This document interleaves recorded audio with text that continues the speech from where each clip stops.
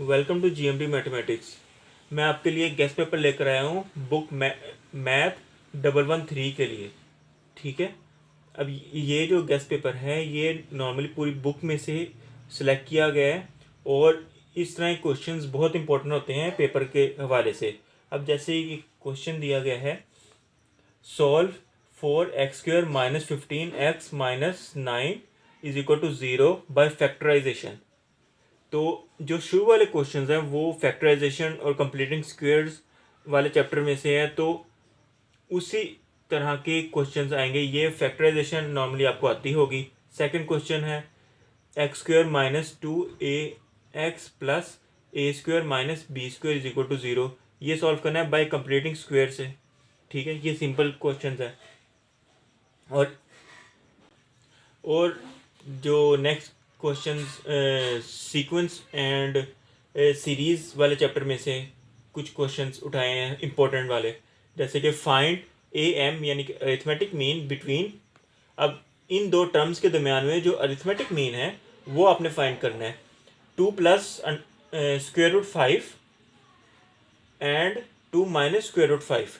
अब इनकी टर्म्स में से जब हम अरिथमेटिक मीन को फाइंड करेंगे तो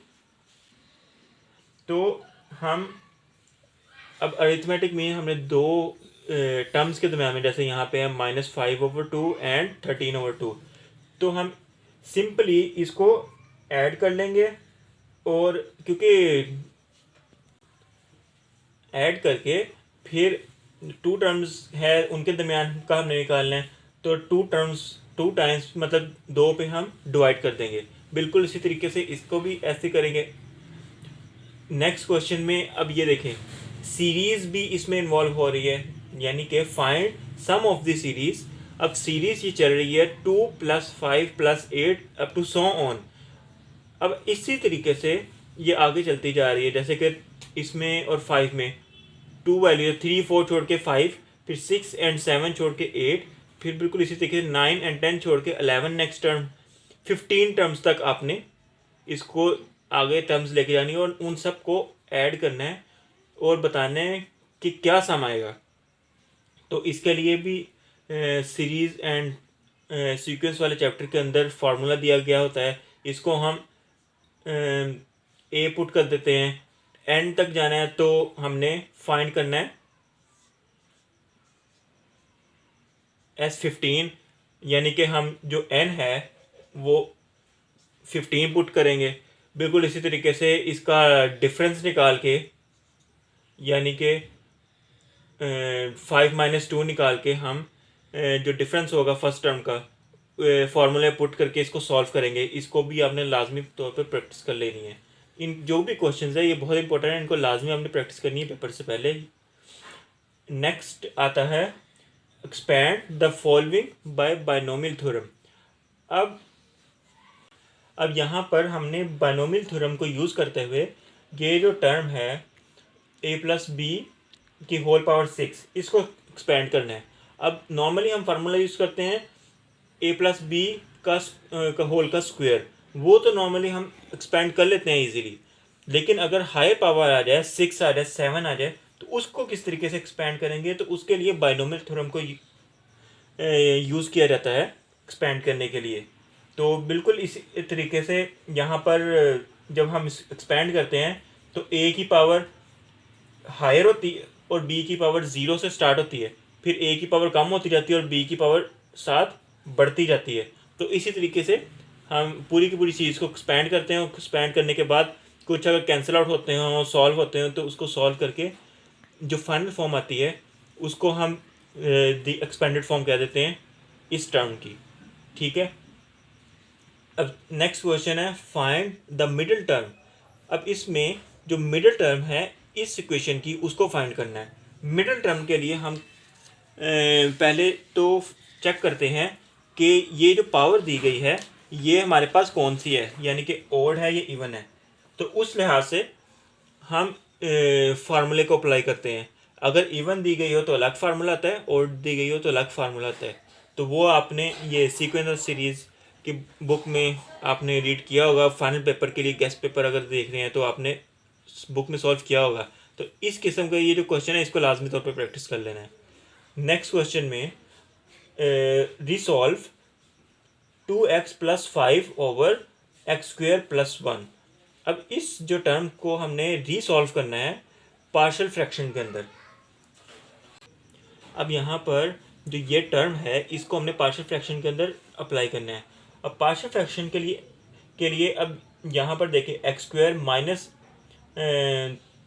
यहाँ पे 1 है तो 1 का स्क्वायर भी 1 ही इक्वल आता है, ठीक है। यहाँ पर माइनस था असली क्वेश्चंस में, ठीक है।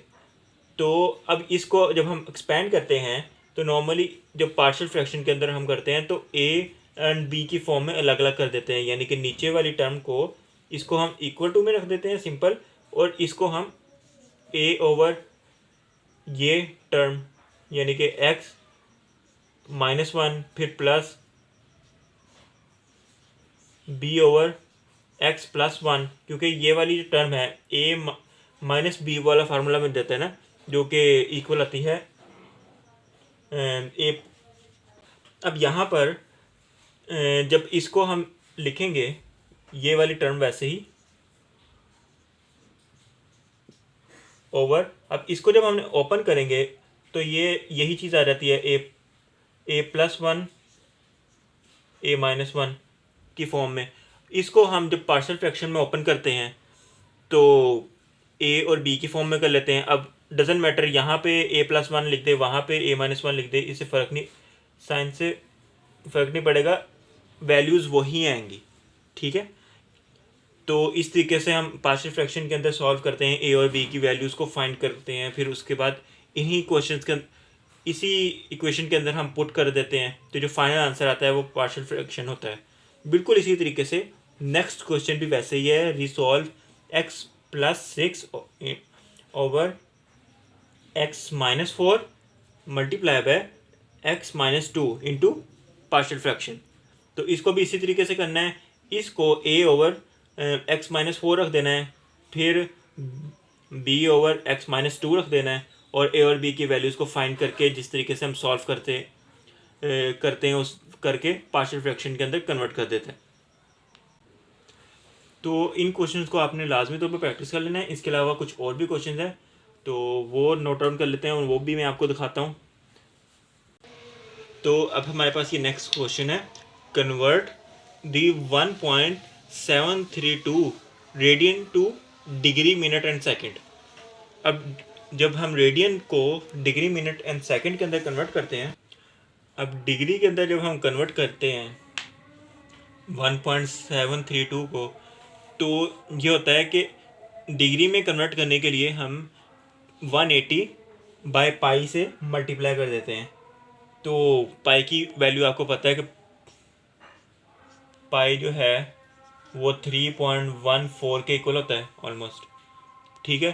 तो 180/π से हम मल्टीप्लाई कर देते हैं इस टर्म को, तो जो वैल्यू आती है वो डिग्री में आ जाती है।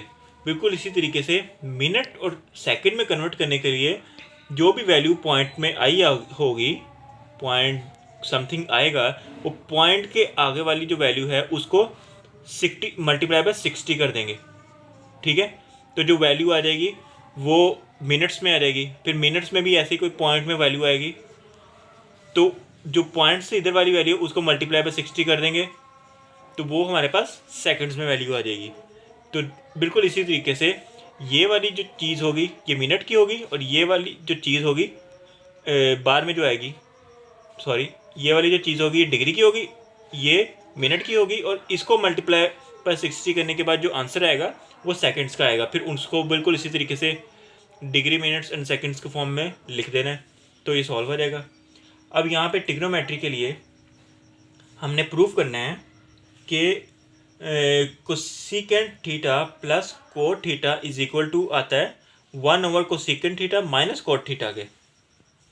अब इसमें जो ट्रिग्नोमेट्री वाले चैप्टर के अंदर बिल्कुल वो कोसेकेंट और कोट थीटा, कोसेकेंट होता है 1/sin और कोस होता है cos/sin थीटा, ठीक है। तो उसी तरीके से इसको सॉल्व करके एलसीएम लेके हम सॉल्व करेंगे तो हमारी इसके इक्वल आ जाएगी। आप इसको वो सॉल्व करके देख सकते हैं इस बुक में। तो आपको मिल जाएगा अगर आपने ये चैप्टर स्टडी किया होगा। बिल्कुल इसी तरीके से next question, solve the triangle अगर इफ़ जो हमारे पास अल्फ़ा है वो मिसिंग है और जो हमारे पास ओमेगा दिया गया है वो 90 है, बीटा 30 है और बी 5 दिया गया है। अब ट्रायंगल में आपको पता है कि जो तीनों एंगल्स होते हैं, 3 एंगल का ट्रायंगल होता है, ठीक है। अब तीनों एंगल्स में अगर एक को अल्फ़ा, बीटा और गैमा कह दिया जाए तो तीनों जो एंगल्स का सम होता है, अल्फ़ा ओमेगा बीटा या अल्फ़ा बीटा ओमेगा जो भी आप कर ले, सम में कोई फ़र्क नहीं पड़ेगा, वो 180 डिग्री के इक्वल होता है, ठीक है। तो हमने अगर अल्फ़ा फाइंड करना है तो ये दोनों दूसरे तरफ जाके माइनस में हो जाएंगे, इनकी वैल्यूज आप पुट करेंगे तो अल्फ़ा की वैल्यू आ जाएगी। बिल्कुल इसी तरीके से बी आपको दिया गया है तो बाकी ए एंड सी आप फाइंड आउट कर सकते हैं। नेक्स्ट क्वेश्चन के अंदर ये मैट्रिक्स के चैप्टर से लिया गया है कि अगर इफ़ ए हमारे पास मैट्रिक है 5 3 -2 1 तो हमने फाइंड करना है।